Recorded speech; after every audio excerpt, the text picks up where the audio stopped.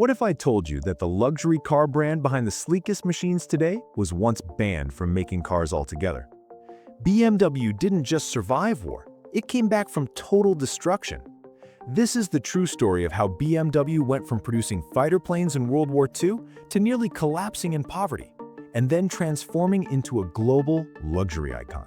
It's a financial resurrection filled with betrayal, desperation, and one billionaire's bold gamble that saved everything.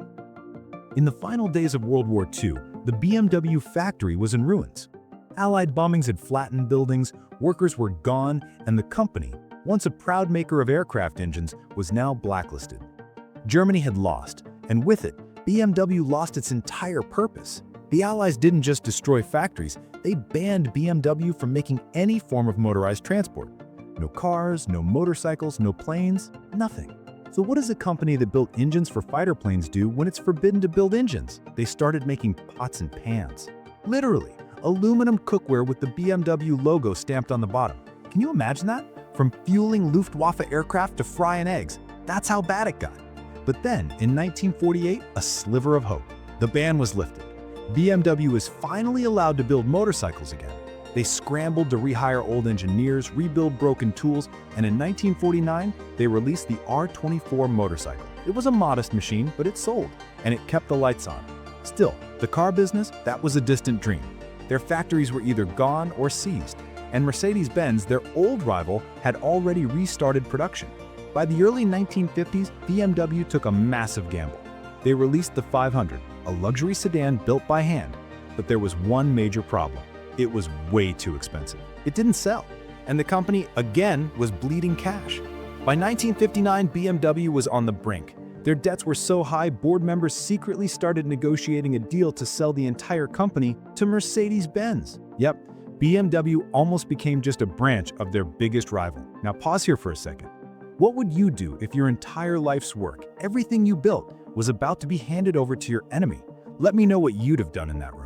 But someone didn't agree with the sale. Small shareholders, loyal employees, and a few defiant board members rose up and revolted. They refused to let BMW go without a fight. In the middle of that chaos walked in an unexpected hero, Herbert Quandt. Quandt was a wealthy industrialist who owned a small stake in BMW, but what he did next changed everything. Instead of watching BMW collapse, he doubled down. He poured millions of his own money into the company, increasing his stake to over 50%, essentially taking control. Everyone thought he was crazy. BMW was sinking. Why throw money into a black hole? But Quandt believed in something no one else saw. He believed in a prototype car being quietly worked on in a basement by a few passionate engineers. It was smaller, lighter, and more affordable than anything BMW had ever built. They called it the BMW 1500. Quandt greenlit it, and in 1962, the Neue Klasse, or New Class, was launched. And boom, it worked. Sales exploded. BMW suddenly had a stylish, fast, and affordable car that the German middle class wanted. This car didn't just save BMW, it defined its future.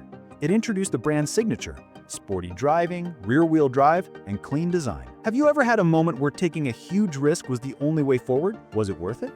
Share your story below. I want to hear it. In the next decade, BMW leaned into this identity. They built cars that felt different. You didn't just drive a BMW, you experienced it. And here's the kicker. The same man who once bought a dying company in 1959 made it worth billions. Herbert Quandt became a legend. Today, BMW is one of the world's top luxury automakers, producing over 2 million cars a year and owning brands like Mini and Rolls-Royce, but it almost didn't exist. Do you think BMW could have survived without that one investor's crazy belief? Or was it destiny all along? Drop your thoughts in the comments. If you found this story inspiring, hit that like button and subscribe for more real financial journeys. And hey, if you've ever bet everything on a long shot, we'd love to hear your experience in the comments. Let's keep these stories alive.